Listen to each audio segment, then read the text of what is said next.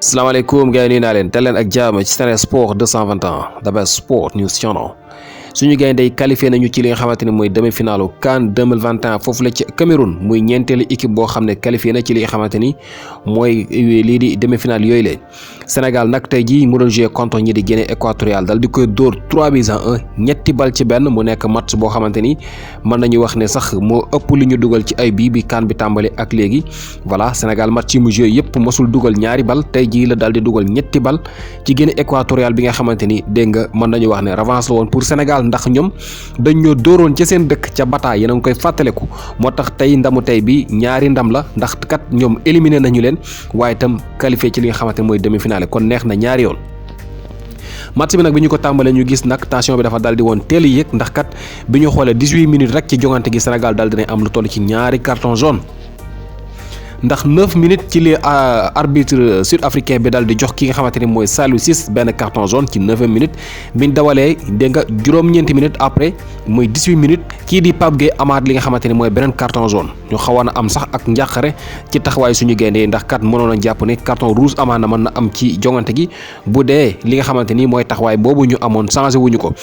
yàlla def ñu dawal ba ci 28 minutes Sénégal dal di marqué li nga xamante ne mooy premier bi ci jongante googu ndax ki nga xamante ne mooy Sadio Mané moo dal dugalal ki nga xamante ne mooy Famara Diédhiou benn passe décisif passe boo xamante ni mën nañu wax ne dégg nga passe bu rafet la voilà xaaj ba nga xamante ni gars yi jàpp na day dem fële mu dugal ko seen diggante Famara Diédhiou dal di jaar seen biir dal di dégg nga maam ubbi caaxi mooy premier bi ci jongante gi ci 28e minute Famara Diédhiou nekk joueur boo xamante ni dégg nga ñaari match yi yëpp day def li nga xamante ne mooy différence ndax bu ngeen fàttale ko match ba la ñu weesu moo joxoon kii di Bamba Dieng bii bi nga xam ne dugaloon na ko Famara Diédhiou passeur décisif la woon tey ji mu nekk buteur donte ne jeexalul jogante gi ndax dañu ko mujjee génnee voilà def na match biñ dawalee nag ba ci ay 57e minute ci li nga xamante ne mooy deuxième mi-temps bi ndax premier mi-temps bi 1-0 la jongante googu daal di jeexee biñ ñëwee ci 57e minute ñi nga xamante ne ñoo di Guinée équatoriale daal di égaliser ñoom ñoo marqué ci 57e minute voilà benn minute gannaaw bi Guinée équatoriale dal di égaliser ki nga xamante ni mooy Aliou Cissé dal di def ay changement génne ki nga xamante ni mooy Boulaye Dia dal di dugal ki nga xamante ni mooy Ismaïla Sarr bi nga xam ne am na ñaari weer yoo xam ne dégg nga footballut ko ndax dafa amoon blessure voilà Ismaïla Sarr moo dugg ci 58e minute bi mu duggee nag dal dinay def différence ndax moo dugal li nga xamante ni mooy troisième bi ci jogante gi 58e la dugg place yi kii di Boulaye Dia ñu gis ki nga xamante ni mooy Cheikhou Kouyaté dugg jël place kii di Pape Gueye ki nga xamante ni itam mooy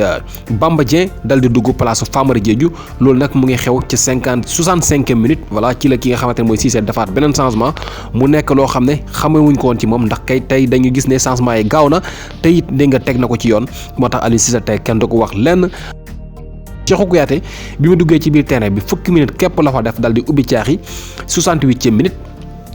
ci la daal di dugal moom Cheikhou Kouyaté ci benn corner boo xamante ni bi ñu ko dóoree ki ñii di waa Guinée équatoriale defoon nañ sax dégagement bi ballon bi nag demul ndax ki nga xamante ni mooy Kalidou Koulibaly moo ko mbëkk dugalaat ko ci biir surface yi ki nga xamante ni mooy défenseur bu Guinée équatoriale doon mbëkkal gardien bi ballon bi ngir mu jàpp ko Cheikhou Kouyaté daal di daw dugg seen diggante dégg nga ci la daal di fëkk ballon bi dégg nga mu daal di dugg Cheikhou Kouyaté moo daw dugg diggante défenseur bi ak gardien Guinée équatoriale bi daal di laal ballon bi out foot la ko def dafa plongé rek daal di koy kick ballon bi dal di dugg mu nekk ñaareelu bal ci jongante gi ñu dawal ba ci 79e minute Saliou Ciss dafal benn passe décisif bu Ismaïla Sarr muy benn ballon boo xam ne sax Kalidou Koulibaly ci moom la soqeekoo ndax Kalidou Koulibaly moo teg benn coup franc bu ñu amoon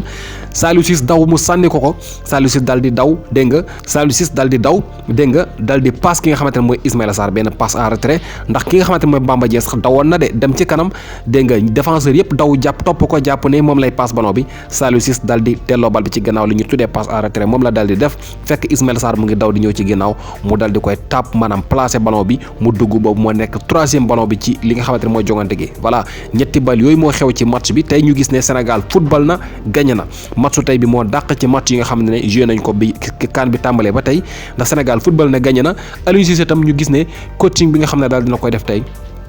comme ni ma ko waxee kenn du ko wax lenn bi CAN bi tàmbale ba tey li mu joué tey amul mosul def match bu baaxee noonu voilà moom kii di sélectionneur national di Aliou Cissé félicitation lañ koy wax rek ndax tey amul kenn lenn lu ko nit di wax lu mooy félicité ko ci li nga xamante ni mooy victoire bu rëy bi ñu am tey.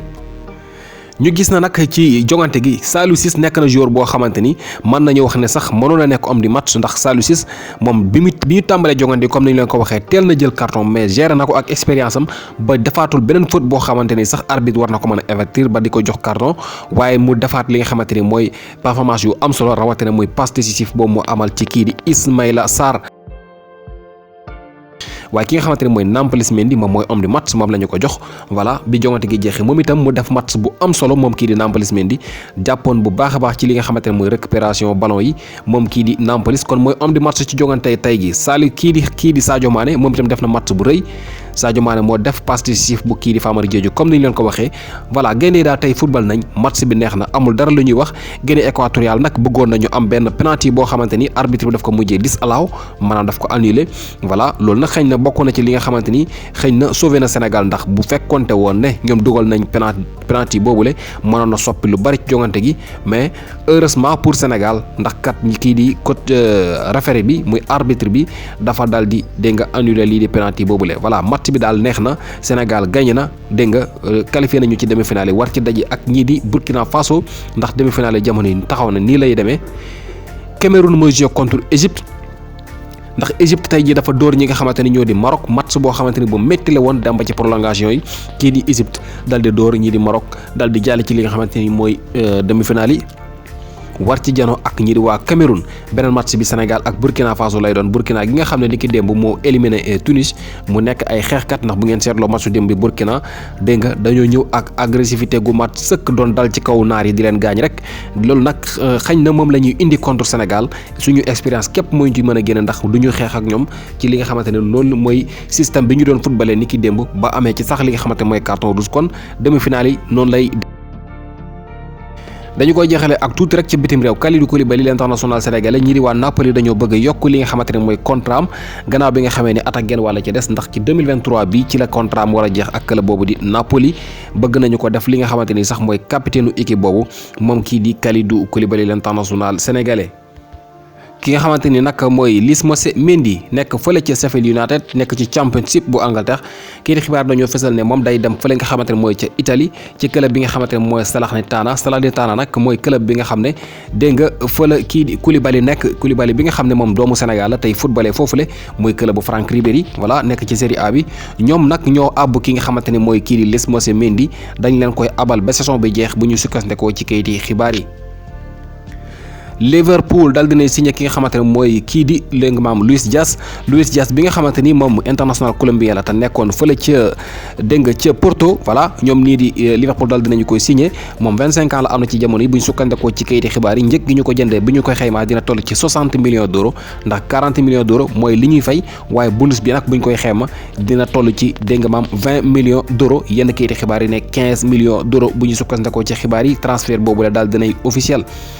keneen koo xamante ni moom itam transfert am officiel na mooy ki nga xamante ne mooy Rodrigo Bentancur nekkoon fële nga xamante ni dégg nga mooy ca Italie ci club bi di Juventus moom itam dal dina signé ci club bi nga xamante ne mooy Tottenham voilà fan yi moom transfert yi takkarnaase na loolu waaye xam ngeen ne CAN bi moo tax ba dégg nga lu ëpp ci xibaar yi mënul jàll fii ndax kat équipe nationale bu xewlee keneen ku xew la da ngay xaar voilà transfert yi kon mu ngi takkarnaase jamono foofu la ci Europe dinañ ci ñëw ci yeneen i dégg nga maam xibaar mu ni mu gën a yaatoo